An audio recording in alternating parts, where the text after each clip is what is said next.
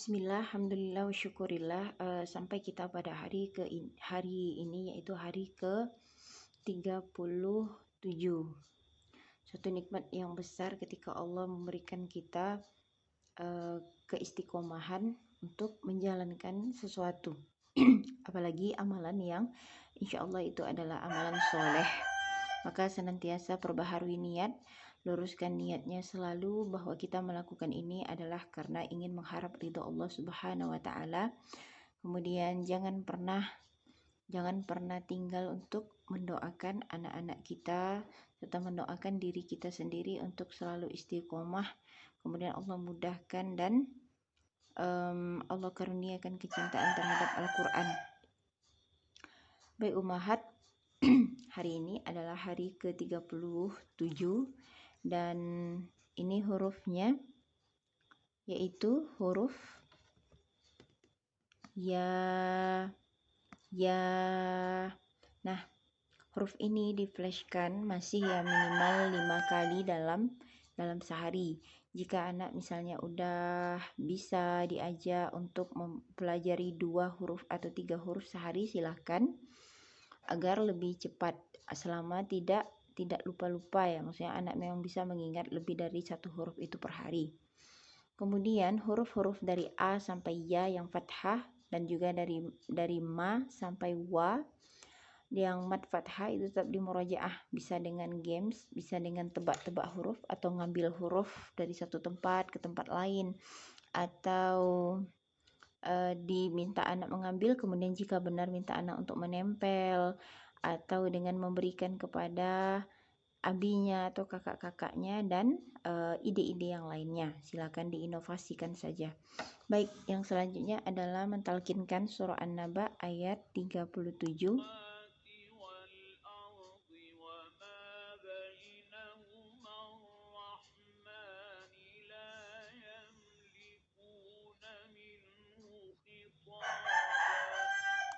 Nah, ini dia agak panjang memang. Rabbis samawati wal ardi wa ma bainahuma rahman la yamlikuna minhu khitaba.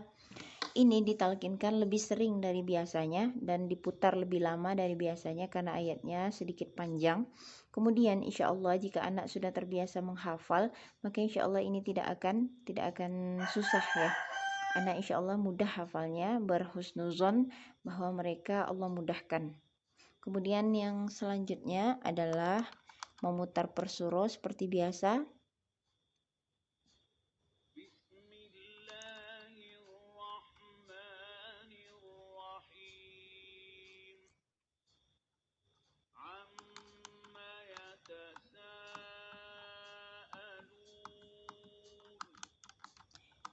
Dan yang terakhir adalah memutar per juz, diputar minimal 3 kali dalam sehari. Nah, itu dia Ummahat tugas untuk hari ini. Memang mungkin jika sesuatu itu baru, masih hangat, itu biasanya kita semangat ya. Nah, sekarang tantangannya adalah gimana caranya mempertahankan semangat yang dulu masih menggebu-gebu itu, dipertahankan sampai akhir, sampai anak khotam Al-Quran. Baik Ummahat, hari ini insya Allah kita akan lanjutkan kisah tentang Umar bin Khattab masuk Islam. Jadi ketika Umar bin Khattab bertemu dengan Ummu Abdillah, kemudian Umar akhirnya mengucapkan selamat tinggal kepada Ummu Abdillah dan mengucapkan semoga keselamatan atasmu wahai Ummu Abdillah. Maka itulah pertama kalinya Umar bin Khattab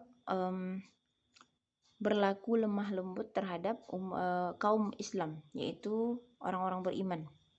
Itulah pertama kalinya, karena Umar ini terkenal dengan orang yang sangat keras siksaannya terhadap orang-orang beriman, dan terkenal dengan jika ia sudah menginginkan sesuatu maka akan dilakukannya. Nah, lalu Umar berkesimpulan pada dirinya sendiri bahwa Nabi Muhammad harus dibunuh karena Nabi Muhammad sudah memporak-porandakan keharmonisan hubungan antara keluarga dan juga antar masyarakat Quraisy. Akhirnya besok paginya Umar menghunus pedang dan membawa pedang itu sembari berjalan di tengah Mekah. Kemudian di pertengahan jalan bertemu dengan Naim bin Abdillah. Naim bin Abdillah ini adalah orang beriman. Kemudian dia bertanya, mau kemana kau Umar?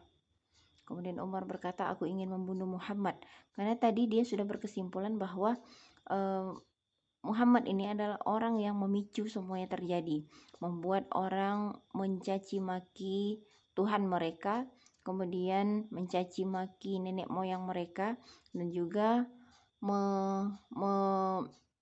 memecah belah antara kaum Quraisy. Kemudian Naim ini karena kan ingin menyelamatkan Nabi, kemudian dia mengundur-undur waktu. Jadi dia bilang, wahai Umar, apakah kau tidak takut akan dibinasakan oleh Bani Muttalib? Apakah kau pikir Bani Muttalib akan diam saja? Kemudian Umar berkata, walaupun aku dibunuh sekalipun, aku tetap akan membunuh Muhammad. Nah, jadi Naim tahu di sini bahwa Umar ini orangnya keras. Kalau dia sudah menginginkan sesuatu, dia akan melakukannya. Kalau kata dia dibunuh, maka Umar akan membunuhnya. Akhirnya Naim untuk mengundur waktu agar dia sempat memberitahu Nabi, maka dia berkata, kalau gitu mulailah dulu dari kerabat terdekatmu.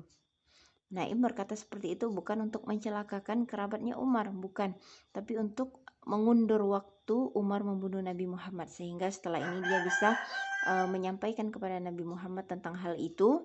Jadi masih ada waktu. Akhirnya Umar terpancing. Siapa itu? Kemudian Naim berkata, adikmu Fatimah. Apakah dia sudah murtad, kata Umar. Iya, kata Naim. Nah, insyaallah disambung besok kisahnya. Kita tutup dengan doa kafaratul majelis. Subhanakallahumma bihamdika asyhadu an la ilaha illa anta astaghfiruka wa atubu ilaik.